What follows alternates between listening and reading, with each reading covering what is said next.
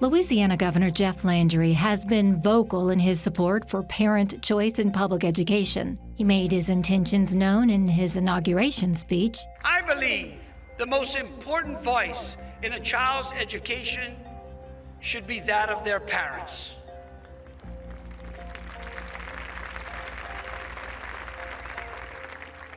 For it is only through education without indoctrination that a child finds his or her true potential. And again in his opening address to the Louisiana legislature. When we are done this session, let us send a loud and clear message that the parent is the most important voice in a child's education. Parent choice in education is making its way through the Louisiana legislature in two bills, one by Representative Julie Emerson. Members, House Bill 745 establishes the Louisiana Giving All True Opportunity to Rise, or the LA Gator Scholarship. This scholarship sets up education scholarship accounts that will truly allow the money to follow the child and empower the parents to be able to choose the education that is truly best for their child. Currently, 14 other states have implemented ESAs, and while the programs are young, they have shown early positive outcomes and achievement. In Emerson's bill, parents of children in grades kindergarten through 12 could apply for state grants regardless of financial need to spend on private school tuition, tutoring, uniforms, online classes, and other education-related expenses. Some public school systems around the state are expressing concerns that the proposed legislation undermines and will ultimately underfund public education. Just because choice, and air quote parent choice, is a national phenomenon phrase right now.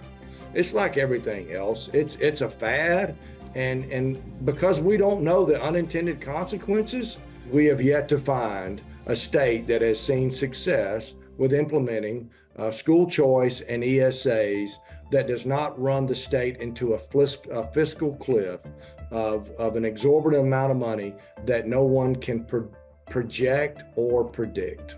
The Bossier Parish School Board adopted a resolution opposing the proposed state legislation in a unanimous vote. To see public funds go to private institutions, and then we have legislators that want us to, air quote, compete with private schools. The playing field is not even, it's not level, it's not apples to apples. And so when you're asking public schools to do more and more and more with less and less and less, it's not fair, and it's not for the public good. Proponents of parent choice in education say universal education savings accounts empower families to make decisions and pay for education in their child's best interests. Proponents of ESAs would say, well, it's my tax dollars that I want to take and do what's right for my child. And while I would agree with them that choice could be theirs and maybe should be theirs, but when you take your tax dollars, you're also taking my tax dollars and everyone else who's investing in that system. The Public Affairs Research Council, a government watchdog group, is not opposed to the concept in theory, but is concerned about its rollout. We actually think the idea of an educational savings account for some students is probably a good one. If you have students that are trapped in schools that don't necessarily fit for them because they can't afford to, or say they have disabilities. On the flip side, I think, especially if it's applied universally, regardless of income, it can end up being expensive.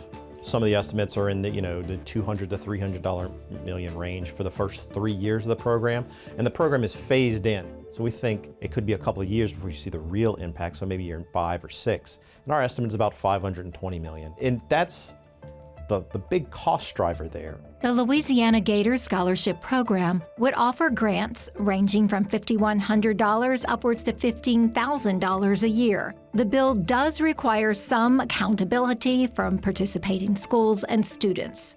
Students receiving ESAs will also be subject to annual testing requirements, which will either be the LEAP test or a BESI-approved national norm reference test like the California Achievement Test. Representative Emerson's bill has a timeline with a 3-part phase-in, starting in the 2025-2026 school year. The biggest thing we want to see, and what we've testified for multiple times, is just if the legislature doesn't appropriate enough to fully fund it, make sure those kids that have disabilities or are at lower income levels, that they get first shot at these slots at private schools. That's the number one thing that we care about. There's also some things with transparency. I do think the authors have done a lot of work on that, but I still think we want some basic data